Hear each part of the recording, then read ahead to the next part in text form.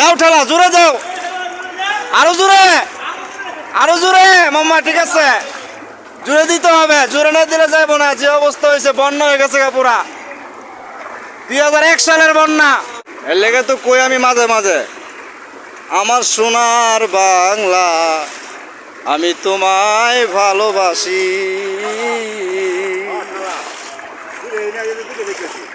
গরিব রে ফুটকি মাইরা কি বড় বড় বাড়ি করছে দেখছেন ভাই।